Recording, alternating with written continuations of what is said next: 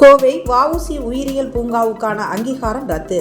5 கடமான்கள் சிறுவாணி வனப்பகுதியில் விடுவிப்பு. இயற்கை சூழலின்மை, கட்டமைப்பு வசதியில் குறைபாடு காரணமாக கோவை வ.உ.சி. உயிரியல் பூங்காவுக்கான அங்கீகாரத்தை ரத்து செய்து மத்திய உயிரியல் பூங்கா ஆணையம் உத்தரவிட்டுள்ளது. கோவையின் அடையாளங்களில் ஒன்றான மாநகராட்சி வ.உ.சி. உயிரியல் பூங்கா உள்ளது. கடந்த 1965ஆம் ஆண்டு இப்பூங்கா உருவாக்கப்பட்டது. இங்கு ஊர்வன, பரப்பன, பாலூட்டிகள் என 40 இனங்களில் 532 உயிரினங்கள் பராமரிக்கப்பட்டு வந்தன. வார நாட்களில் தினசரி 300 முதல் 350 பேரும், விடுமுறை நாட்களில் 1500 முதல் 2000 பேரும் வந்து சென்றனர். சுமார் 55 ஆண்டுகளுக்கு முன்னதாக உருவாக்கப்பட்ட பூங்கா என்பதால் பழைய கட்டமைப்பு வசதிகள் மட்டுமே உள்ளன. இச்சூழ்நிலையில் பூங்கா மற்றும் விலங்கினங்களின் பராமரிப்பு விவகாரத்தில் பல்வேறு குறைபாடுகள் காரணமாக மத்திய சுற்றுச்சூழல், வனம் மற்றும் காலநிலை மாறுபாடு துறையின் கீழ் செயல்படும் மத்திய உயிரியல் பூங்கா ஆணையம் கோவை மாநகராட்சி உயிரியல் பூங்காவுக்கான அங்கீகாரத்தை ரத்து செய்தது. மேலும் பூங்காவில் பராமரிக்கப்படும் விலங்கினங்களுக்கு வனத்தில் உள்ளது போல இயற்கை சார்ந்த சூழல் அளிக்கப்படவில்லை.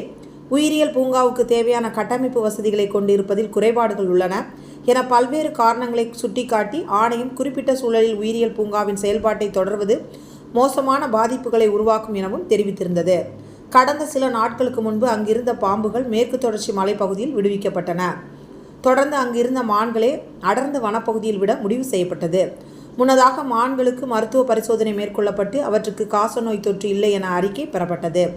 இதனைத் தொடர்ந்து கடந்த சில மாதங்களுக்கு முன் 26 புள்ளிமான்கள் விடுவிக்கப்பட்ட நிலையில் அதன் தொடர்ச்சியாக பூங்காவில் உள்ள கடமான் மற்றும் செய்ய திட்டமிட்ட அதன் புழுக்களை ஃபேக்கல் ஃபிலாட்ஸ் ஆய்வகத்திற்கு AWWC வண்டலூர் அனுப்பப்பட்டு கடமான்களுக்கு காசநோய் தொற்றும் எதுவும் இல்லை என்று அறிக்கை பெறப்பட்டது.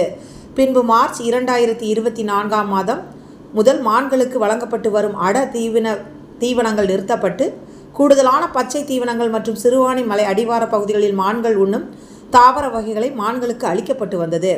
இதனைத் தொடர்ந்து இவைகளை வனப்பகுதிக்கு மாற்றம் செய்திட ஏதுவாக கோவை மாநகராட்சி மினி லாரி வாகனத்தில் வனத்துறை மூலம் கூண்டு கட்டமைக்கப்பட்டது. கோவை மாவட்ட வன அலுவலர் மற்றும் மாநகராட்சி ஆணையாளர் தலைமையில் கோவை வனச்சரக பணியாளர்கள் மற்றும் போலுவம்பட்டி வன பணியாளர்கள், கோவை வன மண்டல வன கால்நடை அலுவலர், கோவை வ.உ.சி. வன உயிரியல் பூங்கா இயக்குனர், வனத்துறை அலுவலர்கள் மற்றும் கோவை மாநகராட்சி அலுவலர்கள் முன்னிலையில் இன்று காலை 5 எண்ணிக்கை கடமான்கள் பிரத்யேக கூண்டு வாகனத்தில் ஏற்றப்பட்டு சிறுவாணி மலை அடிவாரம் பில்டர் ஹவுஸ் சரகம் வனப்பகுதி நல்ல முறையில் விடுவிக்கப்பட்டது.